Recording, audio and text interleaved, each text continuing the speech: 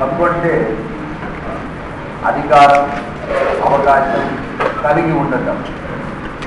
అంటే ఏ విషయంలో అవకాశం, ఏ విషయంలో అధికారం, ఏ విషయాన్ని కలిగి ఉండటం అని ఆలోచన చేసేటప్పుడు ప్రతి వ్యక్తి కూడా జీవించడం ముఖ్యం కాదు, ఎంత ఉన్నతంగా జీవించినట్టు ముఖ్యం. మానవ జాతి చరిత్రలో ప్రతి దశలో కూడా అంటే నాటి రాతిలో నుండి నేటి రాకెట్ల దాకా కూడా మానవుడు ఎంతో ఉన్నతమైనటువంటి అభివృద్ధిని సాధించినాడు. అయితే ప్రతి వ్యక్తి కూడా ఉన్నత స్థాయిలో జీవించాలని కోరుకుంటారు. మరి ఉన్నత స్థాయిలో జీవించాలని కోరుకునేటటువంటి ప్రతి వ్యక్తి తనలో అంతర్గతంగా ఇమిడి ఉన్నటువంటి శక్తియుక్తులను, తెలివితేటలను ఆధారం చేసుకొని ప్రతి వ్యక్తి తనలో అంతర్గతంగా ఉన్నటువంటి శక్తియుక్తులు, తెలివితేటలను ఆధారం చేసుకొని ఉన్నత స్థాయిలో జీవించాలని కోరుకుంటారు. ఈ ఉన్నత స్థాయిలో జీవించడానికి కల్పింపబడినటువంటి సామాజిక అవకాశాలే హక్కులు. ఓకే, ప్రతి వ్యక్తి కూడా సాధారణ జీవనం నుండి ఉన్నత స్థాయిలో జీవించాలని కోరుకోవటం సర్వసాధారణమైన అంశం. మానవుడు అన్న ప్రతి వాడు దీనికోసం ప్రయత్నం చేస్తారు. అయితే మనం ఉన్నత స్థాయిలో జీవించాలని కోరుకున్నంత మాత్రాన సరిపోదు, దానికి తగిన అవకాశాలు కూడా ఉండాలి. అవకాశాలు లేకపోతే అభివృద్ధిని సాధించడం సాధ్యమయ్యే పని కాదు. మరి అవకాశాలు ఏ రూపంలో వస్తాయి అంటే సామాజికంగానే వస్తాయి. సామాజిక అవకాశాలు అంటే ఇప్పుడు విద్య నేర్చుకోవాలి. విద్య నేర్చుకోవాలనుకున్నప్పుడు దీనికి ఒక సిలబస్ ఉంటుంది. ఆ సిలబస్ని ఒక కమిటీ తయారు చేస్తారు. దాన్ని ప్రభుత్వం మీ సిలబస్ అని చెప్పి ప్రిస్క్రైబ్ చేస్తుంది. దాని బుక్స్ ఒకరు ప్రింట్ చేస్తారు, దాన్ని ఒకరు బోధిస్తారు, దాన్ని నువ్వు చదువుతావు. ఎగ్జామ్ ఒకరు పెడతారు, సర్టిఫికేట్ ఒకరు ఇస్తారు. అంటే ఈ అన్ని సందర్భాలలో కూడా అనేక మంది శ్రమించి నీకు తోడ్పడితేనే నువ్వు విద్యా హక్కుని పొందగలుగుతున్నావు. దీన్నే సామాజిక అవకాశాలు.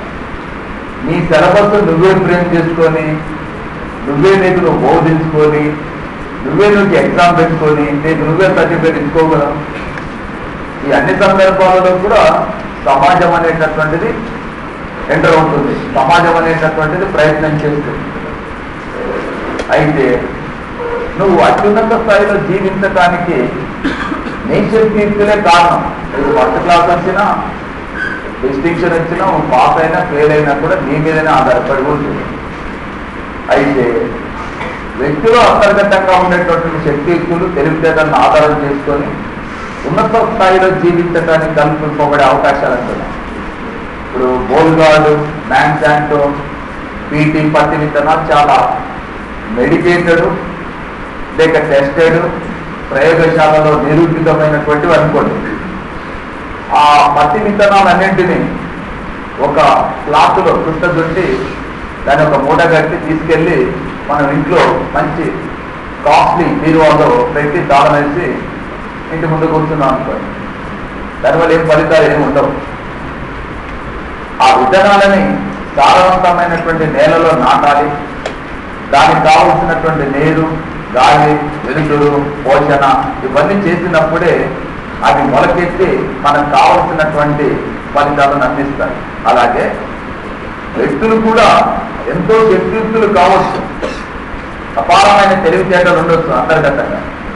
కానీ వీటన్నిటిని కూడా అభివృద్ధి పరచుకోవడానికి తగిన అవకాశాలు కూడా ఉండాలి. బ్రిటిష్ ప్రభుత్వ పరిపాలనా కాలంలో భారతదేశంలో అంత తెలివితేటతో వల్ల కాదు కదా, అపారమైన పరిజ్ఞానం ఉన్నప్పటికీ అవల తగిన అవకాశాలు లేవు, బ్రిటిష్ వారు కల్పించలేదు. కాబట్టి దేశం వెనుకబడి ఉన్నది. అందువలన ఈ సామాజిక అవకాశాలనే మనం హక్కులుగా పేర్కొంటాము.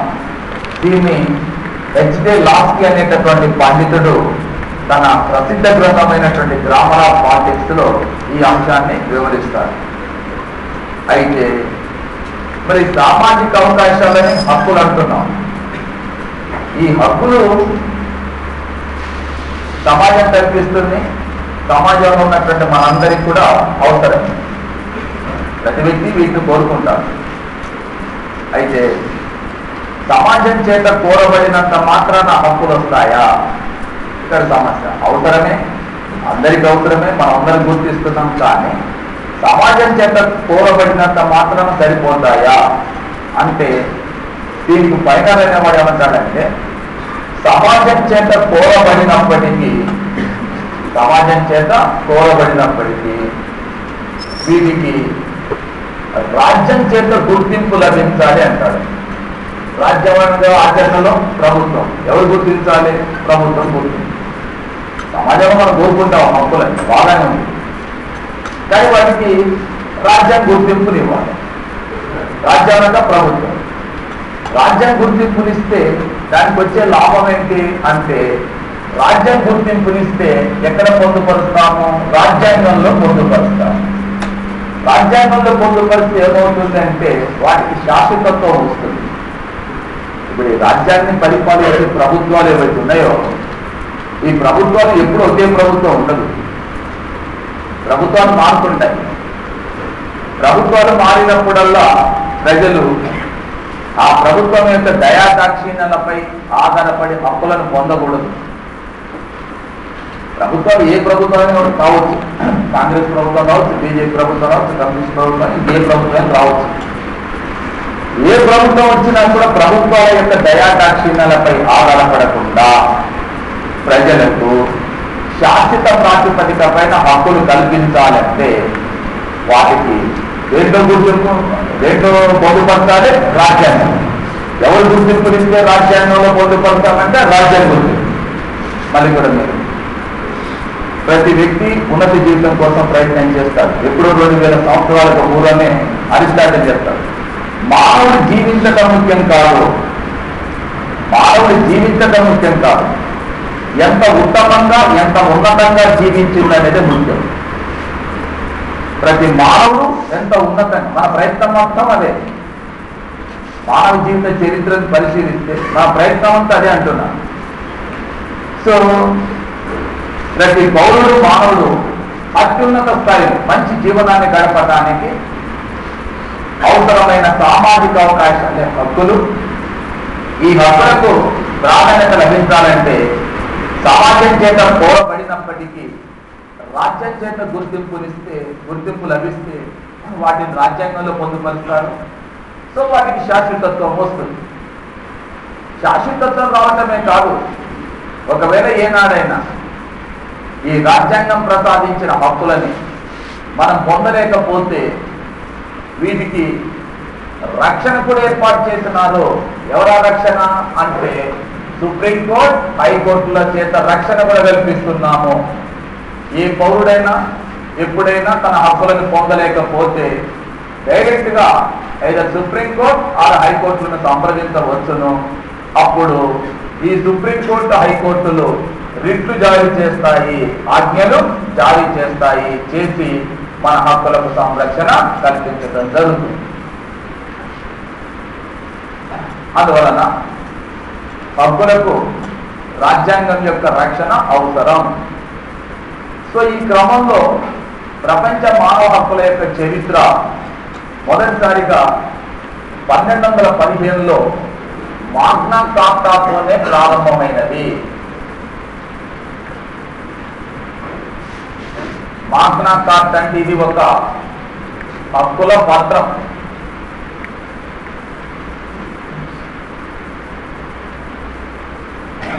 దీని ఒక హక్కుల పత్రం అంట. ఫస్ట్ టైం మానవ జాతి చరిత్రలో ఈ 1215 అంటే ఈ టైంకు ప్రపంచంలో ఉన్న ఏ దేశాన్నైనా కూడా రాజులే పరిపాలిస్తున్నారు. రాజరిక వ్యవస్థలే అమల్లో ఉన్నాయి.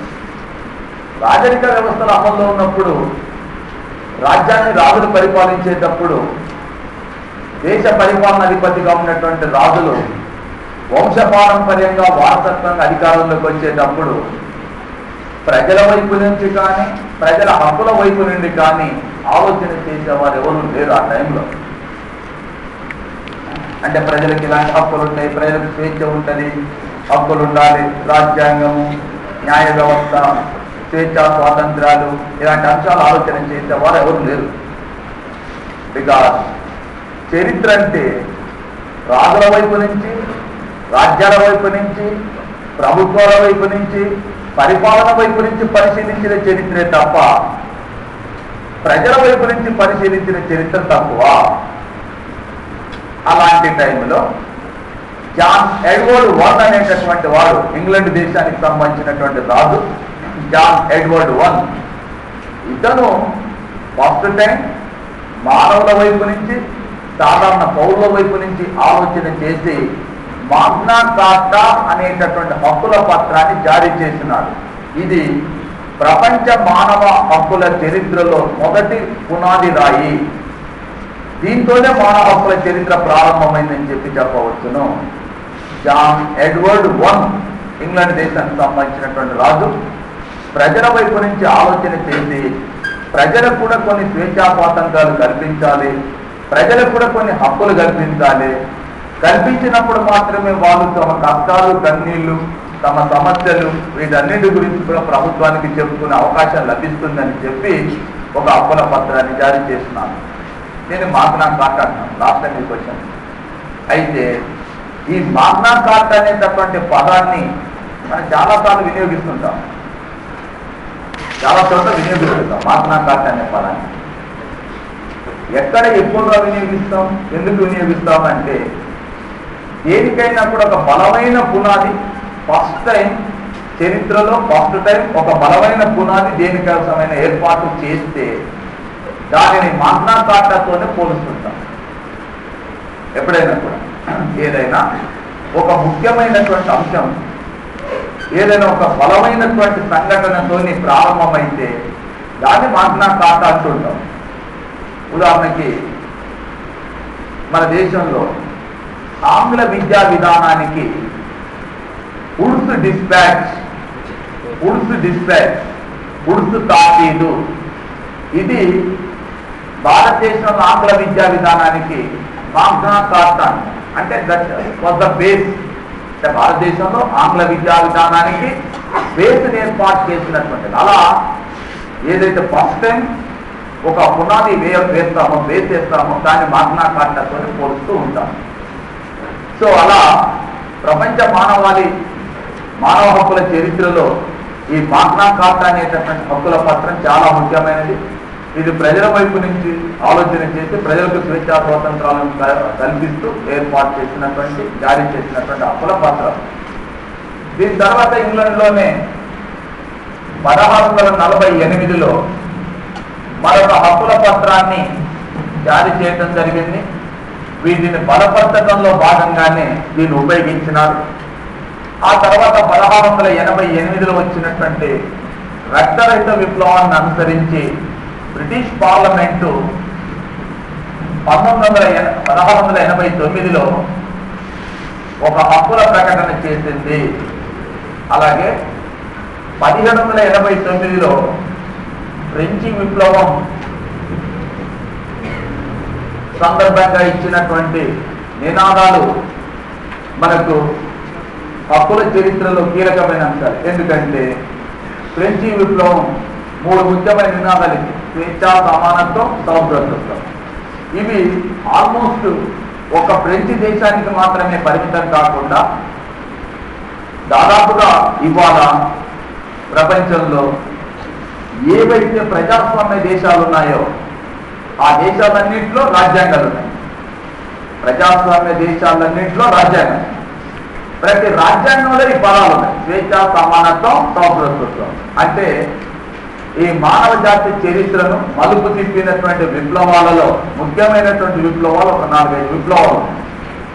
ఒకటి 1688లో వచ్చిన రక్తరహిత విప్లవం ఇంగ్లాండ్.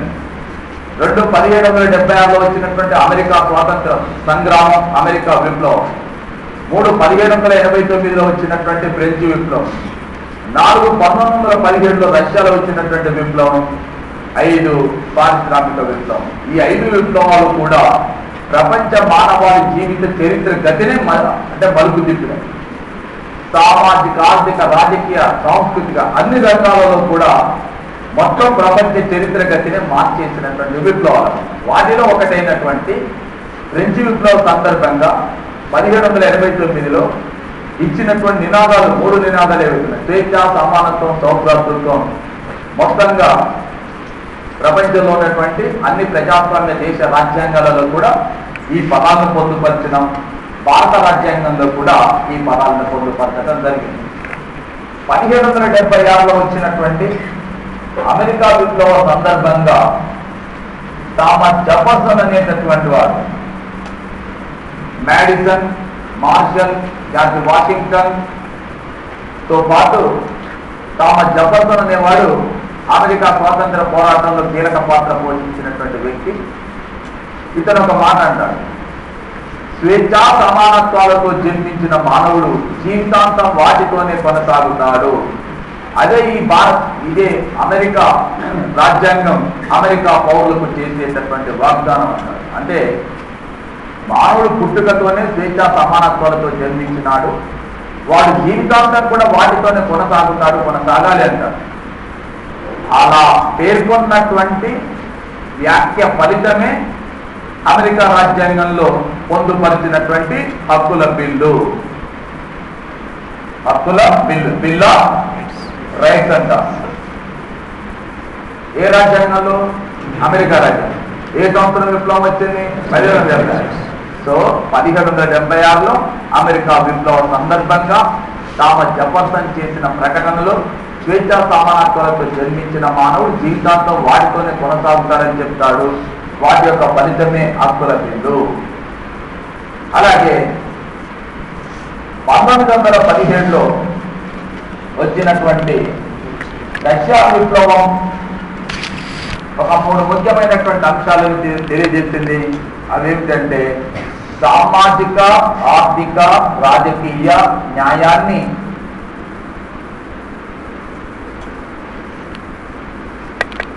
అందించేటటువంటి వ్యవస్థ ఏర్పాటు కోసం కృషి చేయాలని చెప్పి పేర్కొనబడింది.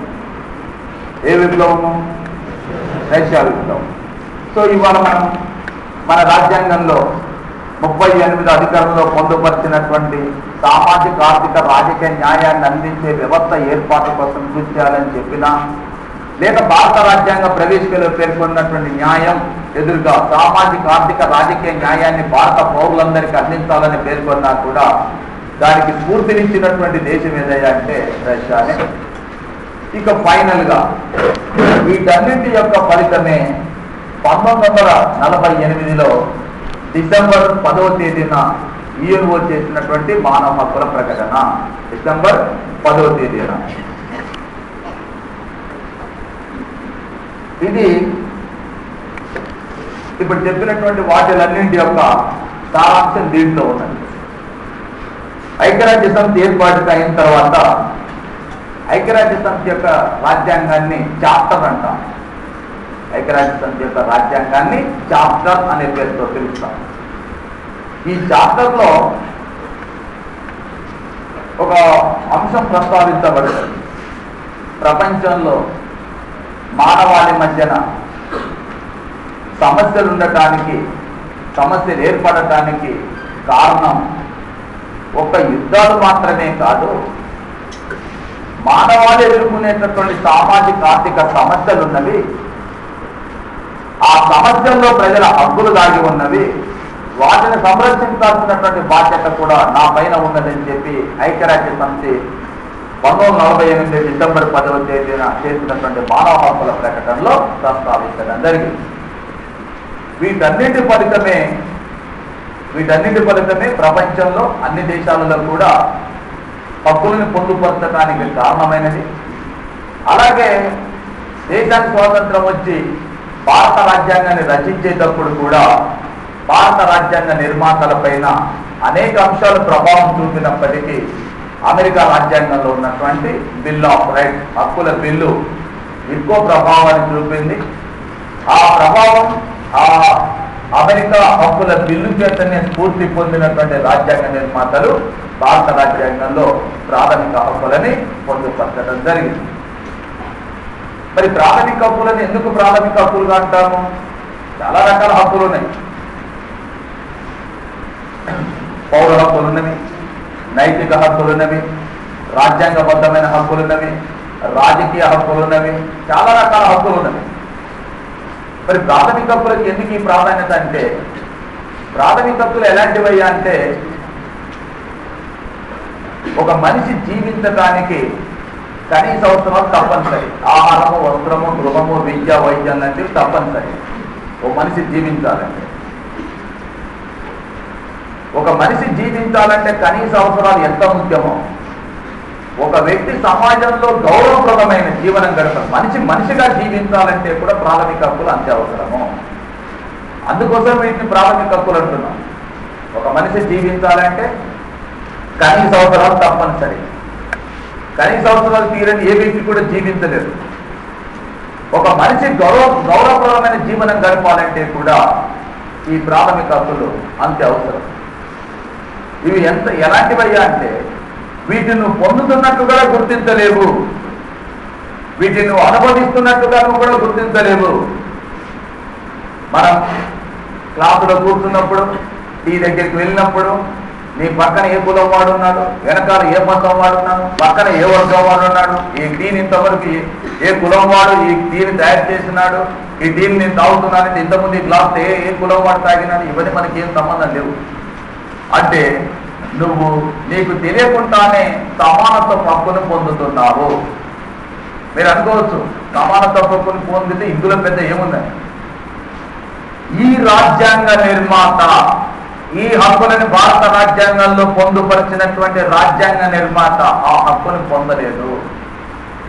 రాజ్యాంగాన్ని రచించినటువంటి అంబేద్కర్ని బస్త చింపు వేసి బయట కూర్చోబెట్టి పాఠం చెప్పింది దేశం. సాధారణమైనటువంటి వారితో కూర్చోబెట్టి పాఠం చెప్పలేదు అంబేద్కర్కు. బయట ఒక బస్త చింపేసి అక్కడ కూర్చోబెట్టి అందరితో పాటు అంటరాని వాడు అని చెప్పి బయట కూర్చోబెట్టి పాటు అందరితో పాటు కూర్చోబెట్టలేదు ఈ దేశం. మనం ఇవాళ చాలా గొప్పగా ప్రాథమిక హక్కుల గురించి చర్చిస్తున్నాం. గత చరిత్ర, ఈ దేశ చరిత్రను చూసినప్పుడు సమానత్వ హక్కు అనేది చాలా చాలా ఇంపార్టెంట్ హక్కు. ఎందుకు అంటున్నామంటే ఈ కారణాల చేతనే. నీకు తెలియకుండానే నువ్వు సమానత్వ హక్కుని పొందుతున్నావు. నీకు కష్టం వచ్చినా, బాధలు వచ్చినా, ఇబ్బంది వచ్చినా, సంతోషం వచ్చినా, పండుగలైన పంపాలని ఏది జరుపుకున్నా కూడా వెంటనే అల్లాహ్నో, జీసస్ అనో, శ్రీరాముడును, శ్రీకృష్ణుడను నువ్వు పూజిస్తున్నావు. భారత రాజ్యాంగంలో ఉన్న 25వ అధికరణం చదువుకొని నువ్వు గుడికి పోవడం లేదు. ఎవరికి నచ్చిన మతాన్ని వారు స్వీకరించవచ్చును, ఆచరించవచ్చును, అభివృద్ధి పరచుకోవచ్చు అని చెప్పి నువ్వు చర్చి పోతావు. రాజ్యాంగానికి అసలు రాజ్యాంగం ఇది ఉన్న విషయం కూడా నీకే తెలియదు. సామాన్యమైన పౌరునికి ఏం తెలుసు? తెలియదు. కానీ ప్రతి ఒక్కరు చర్చి పోతున్నాడు, గుడికి పోతున్నాడు, మసీదుకి వెళ్తున్నాడు. అంటే నీకు తెలియకుండానే మానవుని జీవనంలో అనాది నుండి వస్తున్నటువంటి మత స్వాతంత్రం హక్కు ఏదైతే ఉన్నదో దాన్ని పొందుతున్నావు. అంటే ఇవి రాజ్యాంగంలో ఉన్నవి, దీన్ని అనుసరించి నేను పొందుతున్నానని కాదు. అలాగే భారత రాజ్యాంగంలో 21వ అధికరణం ఉంది, జీవించే హక్కుల గురించి తెలియజేస్తుంది. భారత రాజ్యాంగంలో 21వ అధికరణం జీవించే హక్కును కల్పిస్తుంది కాబట్టి నువ్వు జీవించడం లేదు. నువ్వు జీవిస్తున్నావు కాబట్టి రాజ్యాంగంలో హక్కును పొందుపరిచినావు. అంటే నువ్వు సహజ సిద్ధంగా ఒక వ్యక్తి ఏ విధంగానైతే ఒక మనిషిగా జీవిస్తాడో, జీవించేటప్పుడు ఇతరులతో కలిసిమెలిసి జీవించేటప్పుడు తాను హక్కులను పొందుతున్నాననే స్పృహ కూడా ఉండదు. కానీ వాటిని పొందుతూనే ఉంటాం. ఎవడైనా సమస్య కల్పిస్తే, ఎవడైనా నీకు ఇబ్బంది కల్పిస్తే, నీ హక్కులకు భంగం కలిగిస్తే నువ్వు కోర్టుకు వెళ్తావు, కేసు పెడతానంటావు. అంటే ఇది నువ్వు భారత రాజ్యాంగంలో ఉన్న 32 అధికారులను చదువుకొని నీ హక్కులకు భంగం కలిగింది కాబట్టి ఇప్పుడు నువ్వు పోలీస్ స్టేషన్కి వెళ్ళాలని బుక్ చదువుకొని ఎవడెళ్ళదు, డైరెక్ట్ వెళ్తుంది. అంటే అర్థం ఏంటంటే నీకు తెలియకుండానే నువ్వు ప్రాథమిక హక్కులను పొందుతున్నావు, నీకు తెలియకుండానే వాటిని అనుభవిస్తున్నావు. అంటే మనిషి జీవించడానికి ప్రాథమిక అవసరాలు ఎంతైతే కీలకమో ఒక మనిషి మంచిగా జీవించాలంటే కూడా ప్రాథమిక హక్కులు అత్యవసరం. కాబట్టి ప్రపంచంలో ఉన్నటువంటి ఏ దేశ రాజ్యాంగ నిర్మాతలైనా కూడా తమ తమ రాజ్యాంగాలలో ఈ ప్రాథమిక హక్కులను పొందుపరిచినారు. ప్రాథమిక హక్కులకు ఉన్న ఇంకొక ప్రాధాన్యత ఏంటంటే ఇవి నీకు రాజ్యాంగం ప్రసాదిస్తుంది, రాజ్యాంగమే ప్రసాదిస్తుంది హక్కులని. రాజ్యాంగం ద్వారా ప్రసాదించబడే హక్కులకు రక్షణ కూడా ఉంటుంది. ఇతర హక్కులకు వీటికున్న ప్రాధాన్యత తేడా ఇదే. అవసరమైతే మీ హక్కుల సంరక్షణ కోసం ప్రభుత్వాలకే ఆదేశాలు జారీ చేసేటటువంటి అధికారం న్యాయ వ్యవస్థకు కల్పించబడ్డది. కాబట్టి ఒక మనిషి జీవించటానికి, మనిషి మంచిగా జీవించటానికి, ఒక వ్యక్తి సమాజంలో గౌరవప్రదమైన జీవనం గడపటానికి ఏవైతే అత్యంత ఆవశ్యకాలో, ఏ అవకాశాలైతే అత్యంత ఆవశ్యకమో వాటన్నిటినీ గుర్తించి రాజ్యాంగంలో ప్రాథమిక హక్కులుగా పొందుపరచడం జరిగింది. సో ఇలాంటి అంటే ఈ రూపం రావటానికి, అంటే ప్రాథమిక హక్కులకి ఈ రూపం రావటానికి ప్రపంచ మానవాళి చరిత్రలో అనేక పోరాటాలు జరిగినవి, అనేక మంది త్యాగాలు చేసినారు, అనేక మంది యొక్క కృషి ఫలితమే ఈ రూపం వచ్చిందనే మాట వాస్తవము. అయితే మరి మన దేశంలో ఈ ప్రాథమిక హక్కుల కోసం ఎలాంటి ప్రయత్నం జరిగింది అంటే ప్రారంభం నుండి కూడా హక్కుల యొక్క ప్రాధాన్యతను గుర్తించి నాడు Balagangadhar Tilak Swaraj is my birthright and I shall have it అన్న, అంటే స్వరాజ్యం నా జన్మ హక్కు, నేను దాన్ని సాధించి తీరుతానని చెప్పిన దగ్గర నుంచి మొదలుకొని 1917లో కానీ 18లో కానీ భారత జాతీయ కాంగ్రెస్ ఆమోదించిన తీర్మానంలో కానీ 1922లో మహాత్మా గాంధీ చెప్తారు భారతదేశానికి, భారతీయులకు స్వేచ్ఛా స్వాతంత్రం అనేది భిక్ష కాదు, భారత ప్రజలు రాజకీయ భిక్షాటకులు అంతకంటే కాదు, భారత ప్రజలు తమను తాము అభివ్యక్తీకరించుకునేటువంటి స్వేచ్ఛా స్వాతంత్రాలు ఈ ప్రజలకు అవసరం అని చెప్పి వ్యాఖ్యానించినారు. ఆ తర్వాత 1925లో శ్రీమతి అనిబిసెంట్ బ్రిటిష్ పార్లమెంటుకు సమర్పించినటువంటి హక్కుల బిల్లులో కూడా చాలా స్పష్టంగా కామన్వెల్త్ ఆఫ్ ఇండియా బిల్లులో కూడా చాలా స్పష్టంగా పేర్కొంటున్నాను. ఏమని? ఐర్లాండ్ దేశంలో ఏ విధంగా ప్రజలకు శాశ్వత ప్రాతిపదికపైన హక్కులు కల్పించబడినవో భారతదేశ ప్రజలకు కూడా శాశ్వత ప్రాతిపదికపైన హక్కులు కల్పించాలని చెప్పి వాదించింది. 1928లో పండిట్ మోతీలాల్ నెహ్రూ తయారు చేసిన నెహ్రూ రిపోర్టులో కూడా ఈ దేశంలో ఉండేటటువంటి అన్ని వర్గాల ప్రజల ప్రయోజనాలను ప్రతిబింబించే విధంగా రాజ్యాంగాన్ని తయారు చేయాలి, అన్ని వర్గాల యొక్క ప్రజలకు కూడా హక్కులు కల్పించబడాలని చెప్పి 28 నెహ్రూ రిపోర్టులో కూడా పేర్కొన్నారు. అదేవిధంగా 1945లో భారతదేశానికి స్వాతంత్రం రావడానికంటే కొన్ని రోజుల ముందు సర్ తేజ్ బహదూర్ తప్పుడు నేతృత్వంలో భారతదేశ మేధావుల సమావేశం జరిపి భవిష్యత్తు భారత రాజ్యాంగానికి ప్రాథమిక హక్కులు ప్రాతిపదికగా ఉండాలని, బేస్గా ఉండాలని చెప్పి తీర్మానం చేయడం జరిగింది. ఆ క్రమంలోనే మరి భారతదేశం స్వాతంత్రం సంపాదించి రాజ్యాంగ తయారీ కోసం ఏర్పాటు చేసిన రాజ్యాంగ పరిషత్తు నుండి సర్దార్ వల్లభాయ్ పటేల్ నేతృత్వంలో ఒక ప్రాథమిక హక్కుల సలహా సంఘాన్ని ఏర్పాటు చేస్తే జేబీ కృపలాని నేతృత్వంలో ప్రాథమిక హక్కుల ఉప కమిటీని ఏర్పాటు చేసి భారత రాజ్యాంగంలో 7 ప్రాథమిక హక్కులని పొందుపరచడం జరిగింది. అయితే ఈ 7 ప్రాథమిక హక్కుల్లో కూడా 1978లో జనతా ప్రభుత్వం 44వ రాజ్యాంగ సవరణ ద్వారా ఆస్తి హక్కుని ప్రాథమిక హక్కుల జాబితా నుంచి తొలగించి చట్టబద్ధమైనటువంటి హక్కుగా మార్చడం జరిగింది. ఈ చట్టబద్ధమైన హక్కుగా భారత రాజ్యాంగంలోనే 300A అనేటటువంటి అధికరణలో పొందుపరచడం జరిగింది. సో ప్రస్తుతం మన రాజ్యాంగం మనకు ప్రసాదించేటటువంటి ప్రాథమిక హక్కులు ఎన్ని అంటే 6 మాత్రమే. రాజ్యాంగం అమల్లోకి వచ్చినప్పుడు ఉన్నటువంటి ప్రాథమిక హక్కుల సంఖ్య ఎంత? 7. ఏ హక్కును తొలగించినారు? ఏ సంవత్సరం? ఏ ప్రభుత్వం?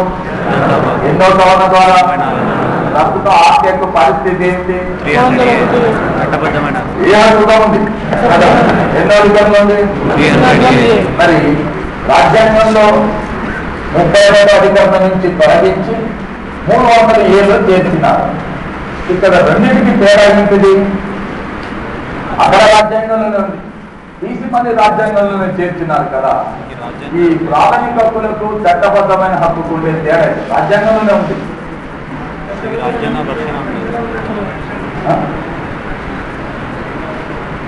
రాజ్యాంగ